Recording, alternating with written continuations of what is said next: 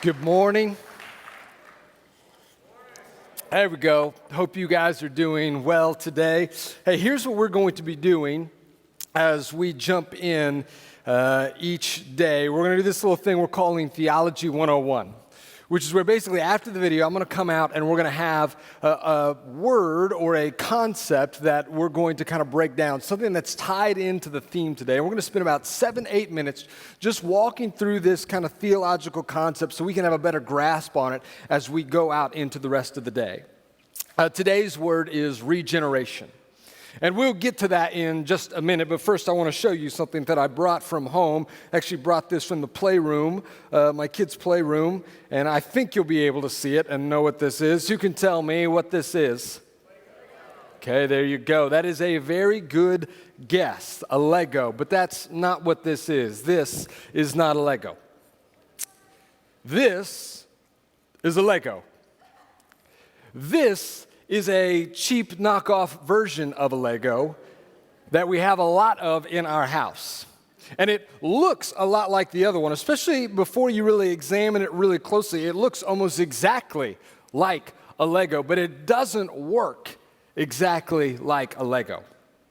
What happened is when my kids got into Legos several years ago, my mother-in-law decided to give them this big tub of all these old Legos that her boys used to play with when they were little.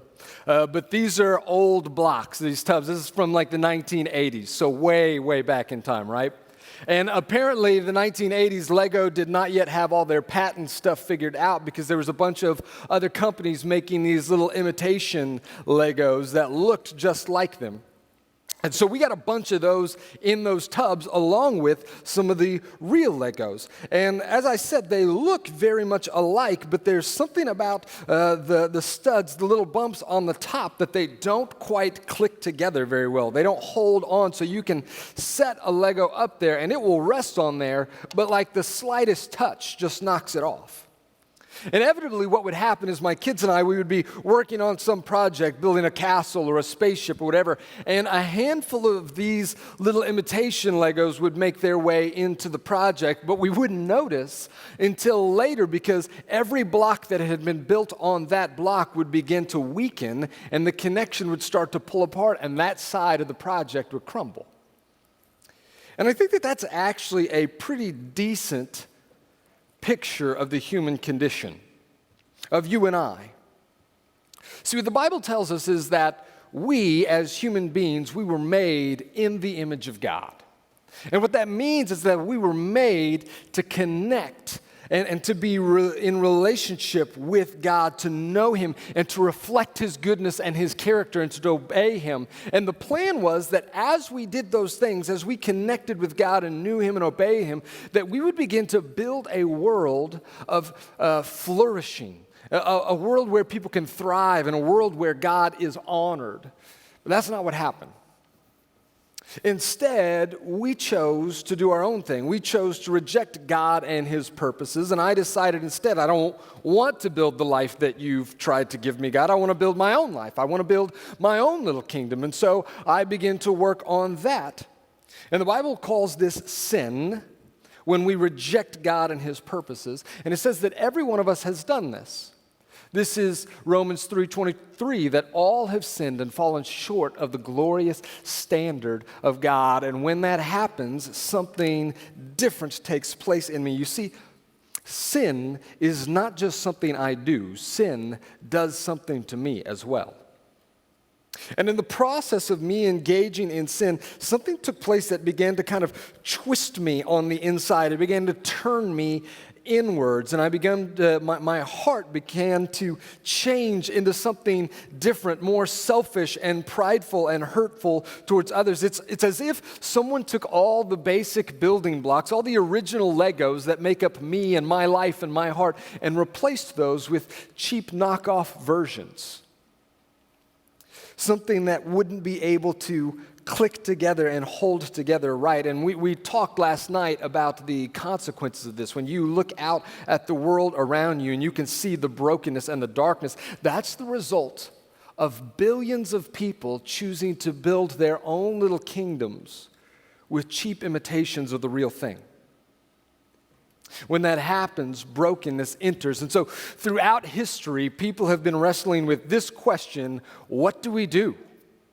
When we realize this truth, that I am not the person that I was supposed to be, that I am not the man God designed me to be, that there is something flawed or wrong in me, how do we fix this? What do we do to respond to this? And throughout history, there have basically been two major approaches. The first way is to just pretend like nothing's wrong. Of course, I can look out at the world and go, yeah, it's messed up, but there's nothing wrong here. I'm not messed up. I'm fine the way I am, and nobody's going to tell me how to live my life. I'll live my life however I want to live it. Thank you very much. And this is the dominant message, I think, of our culture and our world today, to tell you, listen, no one should tell you how to live. You live how you want to live. You do you. You live your truth. You look out for you. Which sounds nice at first. It sounds good in like kids' movies and kids' shows to just be you and all those things, but there's something, the longer we go, the more we start to find the weaknesses and the cracks in that, and there's this thing inside of us that cries out, I'm not right. This isn't what it's supposed to be. And so there's a second major option that's taken place, and that's the one that actually most of the world has followed for most of history. That is, someone will step onto the scene and they will call themselves a prophet or a religious teacher or a leader or a life coach or an influencer or whatever you want to call it, and they'll say, you're right. You're messed up and the world is messed up. Things aren't right with you, and so I've come to show you how to fix it. I've come to show you how you can build the right kind of life. I've come with the instruction manual for you, and if you'll just follow my religion, or if you'll just buy my self-help book, or if you'll just follow me on Instagram, then I can make sure that you have the life that you want to have, the life that will truly satisfy you. But the truth is, that one never really works either. Because the problem with religions and self-help books and life coaches is that they can give me all the different rules and instructions they want to give me, but I'm still building with flawed blocks. And no amount of rules or techniques can help me with that. I need something different. I don't just need a new instruction manual to tell me how to live. I need new building materials. I need a new heart. I need a new me.